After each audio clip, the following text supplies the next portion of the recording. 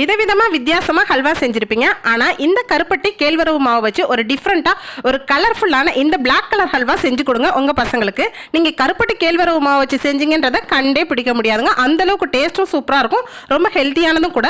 So வாங்க இந்த ஹல்வா எப்படி செய்யலான்றதை பார்த்துலாம். இதுக்கு பார்த்தீங்கன்னா நான் ஃபுல் அண்ட் ஃபுல் வந்து கேழ்வரகு மாவு மட்டும்தாங்க வச்சு செஞ்சுருக்கேன். ஸோ ரொம்ப சூப்பரான இந்த கேழ்வரகு மாவு வச்சு இப்படி ஹல்வா செய்ய முடியுமான்றது ஒரு ஆச்சரியமாக தான் இருந்துச்சு. ஆனால் செஞ்சு பார்த்தேன், ரொம்ப ரொம்ப சூப்பராக இருந்துச்சுங்க. ஒரு கப் மாவு வந்து ஃபஸ்ட்டு நம்ம எடுத்துக்கலாம். இதை வந்து நீங்கள் சளிச்ச மாவாக எடுத்துக்கங்க. சளிச்சு எடுத்துக்கிட்டிங்கன்னா கொஞ்சம் கூட கட்டிகள் இல்லாமல் நல்லாயிருக்கும்.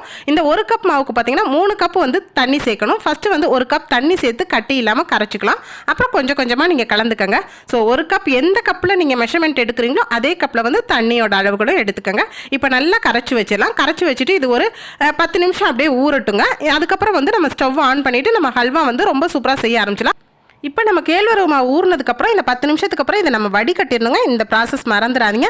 வடிகட்டினதுக்கப்புறம் அந்த பாலில் மட்டும்தான் நம்ம இப்போ ஹல்வா செய்ய போகிறோம்.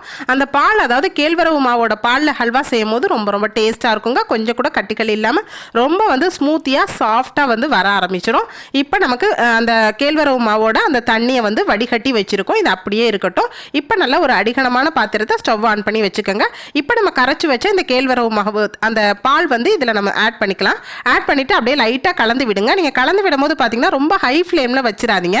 நீங்கள் அடுப்பை வந்து மீடியம் ஃப்ளேமில் வச்சுட்டு அப்படியே லைட்டாக கிளறி விட்டுக்கிட்டே இருந்தீங்கன்னா நல்லா வந்து இந்த கேழ்வரகு மாவு வந்து அந்த கொஞ்சம் கூட பச்சை வாசனை இல்லாமல் நல்லா வந்து வேக ஆரம்பிச்சிடும். இந்த மாதிரி எப்படி நம்ம வந்து கூழுக்கெல்லாம் கிண்டுவோம் அந்த மாதிரி வந்து நீங்கள் கிளறி விட்டுக்கிட்டே இருக்கணும். இப்போ சீக்கிரத்திலே பார்த்தீங்கன்னா நமக்கு வேக ஆரம்பிச்சிடும் இந்த பால், அதாவது கேழ்வரகு மாவோட பால் வந்து வெந்ததுக்கப்புறம் நம்ம இதில் வந்து சர்க்கரைக்காக வந்து கருப்பட்டி சேர்க்குறோம். கருப்பட்டி இல்லாதவங்க நாட்டு சர்க்கரை சேர்க்கலாம். நான் ஸ்பெஷலி வந்து கருப்பட்டி வச்சு சேர்க்குறேன். இது பார்த்தீங்கன்னா ஒரு 200 கிராம் அளவுக்கு இருக்கும். சுத்தமான கருப்பட்டினா அப்படியே சேர்த்துடலாம். பட் சுத்தம் இல்லாத கருப்பட்டியாக இருந்ததுன்னா லைட்டாக தண்ணி ஊற்றி கொதிக்க வச்சு அதை வடிகட்டி இதில் நீங்கள் ஆட் பண்ணி இப்போ நம்ம ஒரு ஸ்பேச்சுலா இல்லை கரண்டியை வச்சு நீங்கள் வந்து இந்த மாதிரி வந்து நான் கிளறி விட்டுக்கிட்டே இருங்க. ஒட்டாமல் நீங்கள் வந்து கிண்டணும்.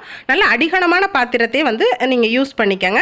இப்போ நல்லா பாருங்கள் சேர்ந்து வந்துருச்சு. இந்த மாதிரி டைமில் கடைசியாக வந்து ஃபைனலாக வந்து நம்ம ஹல்வாக்கு நெய் சேர்க்கலாம். மற்ற ஹல்வாவில் சேர்க்குற மாதிரி இதுக்கு அதிகமாகவே சேர்க்க தேவையில்லைங்க. ஒரு 2 ஸ்பூன் மட்டும் நீங்கள் நெய் சேர்த்திங்கன்னா போதுமானதாக இருக்கும். 2 ஸ்பூன் நெய்யில் வந்து நல்லா வந்து கிளறி விடுங்க. நான் சொல்கிறது பார்த்தீங்கன்னா இது ஒரு 1/4 கிலோ கேழ்வரகு மாவோட அளவை தான் நான் இப்போ சொல்கிறேன். ஒரு 1/4 கிலோ கேழ்வரகு மாவு நீங்கள் வாங்கி இந்த மாதிரி ஒரு சூப்பரான ஹல்வா வந்து இதே அளவில் நீங்கள் வந்து பக்குவத்தில் செஞ்சுருங்க. இப்போ கடைசியாக ஒரு பேனில் வந்து 1 ஸ்பூன் நெய் சேர்த்துக்கங்க. சேர்த்துட்டு முந்திரி வந்து உங்களுக்கு தேவையான அளவு சேர்த்துக்கங்க. சில பேர் அதிகமாக சேர்த்துப்பீங்க, சில பேர் வந்து கம்மியாக சேர்த்துப்பீங்க. இப்போ அந்த ஹல்வாவில் நம்ம ஆட் பண்ணிக்க வேண்டியதாங்க. நல்லா வந்து கோல்டன் கலராக வரணும், கரிஞ்சிடக்கூடாது.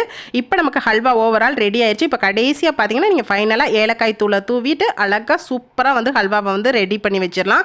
இப்போ வந்து அதாவது கேக் செய்கிற பேன் இருக்குது பார்த்தீங்களா, அது மாதிரி இருக்கட்டும். இல்லை சாதாரண ஒரு டிஃபன் பாக்ஸில் கூட லைட்டாக நெய் தடவிக்கங்க. தடவிட்டு இந்த ஹல்வாவை நீங்கள் வந்து இதில் வந்து நல்லா அப்ளை பண்ணிடுங்க. அப்ளை பண்ணிவிட்டு கரெக்டாக பார்த்தீங்கன்னா ஒரு 20 நிமிஷம் அப்படியே விட்டுருங்க. நல்லா ஆறட்டுங்க. சூடு இல்லாமல் ஆறுனதுக்கப்புறம் நீங்கள் கட் பண்ணும் போது பார்த்தீங்கன்னா நல்லா பீஸாக கிடைக்கும் உங்களுக்கு ஹல்வா. அதுக்கப்புறம் பார்த்தீங்கன்னா நம்ம ஒரு 1/2 மணி நேரத்துக்கு அப்புறம் எடுத்து பார்த்தோன்னா ரொம்ப சூப்பரான கருப்பட்டி ஹல்வா வந்து அதுவும் ரொம்ப ஹெல்த்தியாக கேழ்வரகு மாவில் வேறு லெவலாக ரெடியாக இருக்குது. ஸோ இதே மாதிரி நீங்களும் உடனடியாக உங்கள் பசங்களுக்கு இந்த மாதிரி ஹெல்த்தியான ஹல்வா ட்ரை பண்ணுங்கள். இந்த வீடியோ பிடிச்சிருந்தா லைக் பண்ணி நிறைய ஷேர் பண்ணிக்கோங்க. தேங்க்யூ.